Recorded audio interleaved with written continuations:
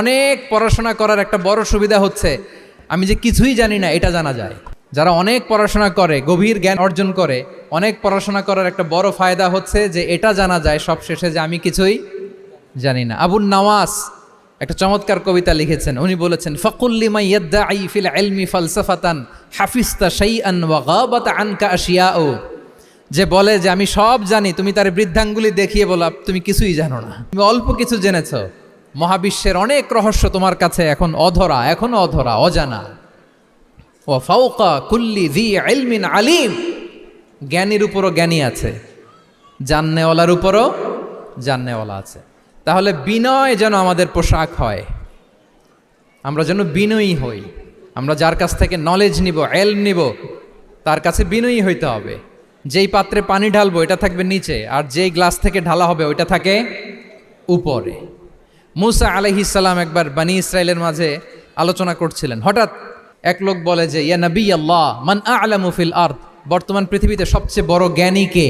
তো মুসা আলাইহিস সালাম বলে ফেললেন, আনা, আমি সবচেয়ে বড় জ্ঞানী। এটা ভুল বলেন নাই, কারণ যাকে আল্লাহ তাআলা ওহির জ্ঞানে ধন্য করেন তিনিই তো সবচেয়ে বড় জ্ঞানী। তো আল্লাহ তাআলা এই রেসপন্সটা, এই আনসারটা পছন্দ করেন না। আল্লাহ তাআলা চাচ্ছিলেন মুসা আলাইহিস সালাম যদি বলতো যে আল্লাহই ভালো জানে বা আল্লাহু আ'লাম, আল্লাহই সবচেয়ে জ্ঞানী, এটা আল্লাহ পছন্দ করতেন। তো উনি যখন বলে ফেলছেন আমি, আল্লাহ বলে, না মুসা, তুমি যে বলে ফেললে আমি সবচেয়ে বড় জ্ঞানী, তুমি তো সবচেয়ে বড় জ্ঞানী নও, তোমার চেয়েও বড় জ্ঞানী আছে। শুনে তো মুসা আলাইহিস সালাম অবাক, কি আমার চেয়েও বড় জ্ঞানী কোথায়? আল্লাহ বললেন, ইযহাব ইলা মাজমাইল বাহরাইন, দুই সাগরের মিলনস্থলে যাও, ওখানে আমার এক বান্দা আছে ইসমুহু খাদির। ওই খাদির, যারে আমরা বাংলায় খিজির বলি আর কি, এই খিজির তোমার চেয়েও জ্ঞানী। আল্লাহু আকবার। আপনারা সূরা কাহাফের তাফসীর পড়লে জানতে পারবেন। গেলেন, নৌকার মধ্যে বসা, হঠাৎ একটা চড়ুই পাখি এসে সাগরের পানি খাচ্ছে। অনেক, to make the long story short, বড় স্টোরিকে আমি ছোট করে বলছি।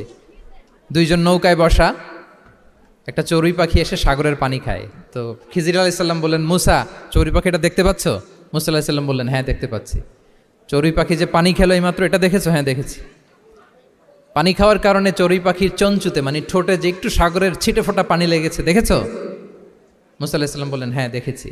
তো খিজির আলাইহিস সালাম বললেন, এই যে সাগর থেকে, মহাসাগর থেকে পানি খাওয়ার কারণে চড়ুই পাখির ঠোঁটে সামান্য সাগরের ছিটে ফোটা পানি যতটুকু ঠোঁটে লেগে আছে, এটা হচ্ছে তোমার, আমার আর মহাবিশ্বে আমরা যারা আছি সবার জ্ঞান।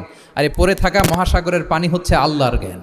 চড়ুই পাখির ঠোঁটে লাগা পানি তোমার, আমার আর পৃথিবীর সবার, আমাদের যে জ্ঞান আল্লাহ দিয়েছেন এটা।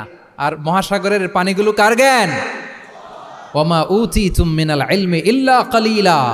আল্লাহ বলেন, একেবারে একেবারে ভেরি লিটল, যত সামান্য জ্ঞান দিয়ে আমি তোমাদেরকে দুনিয়ায় পাঠিয়েছি। এজন্য আমি সব জানি, এটা আজকে থেকে আমরা আর বলবো। আমার শিক্ষার্থী বন্ধুরা নয়েজ করো, বলো আমরা বলবো আল্লাহু আ'লাম।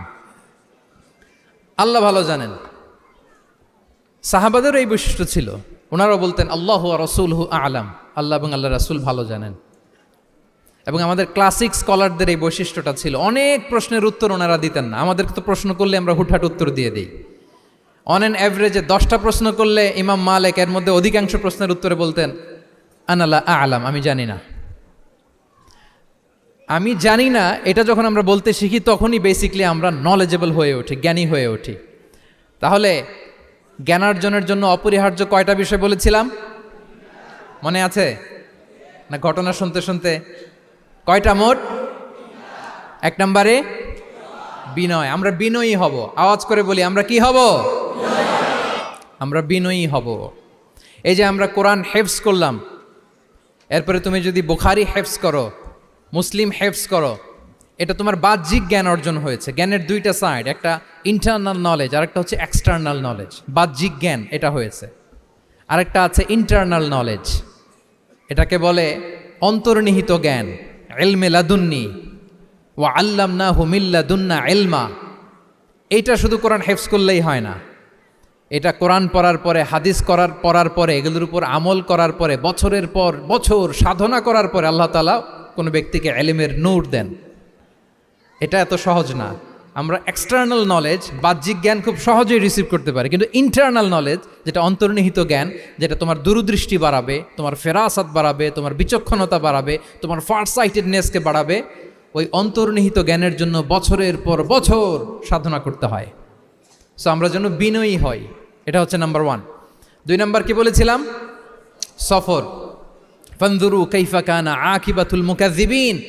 আল্লাহ বলে সফর করো, সিরু ফিল আরদ, ট্রাভেল করো। ট্রাভেল করলে তোমার চোখ খুলে যাবে। তুমি যদি পেট্রাতে যাও, জর্ডানের পেট্রায়, তোমার চোখ খুলে যাবে। তুমি যদি ফেরাউনের লাশ দেখে আসো, তুমি অবাক হয়ে যাবে। তুমি যদি জর্ডানের ডেড সি ঘুরে আসো, তুমি অবাক হয়ে যাবে। 1000টা বই পড়ে তুমি ওই জ্ঞান অর্জন করতে পারবে না, যেই জ্ঞান তুমি ট্রাভেলিং করে অর্জন করতে পারবে।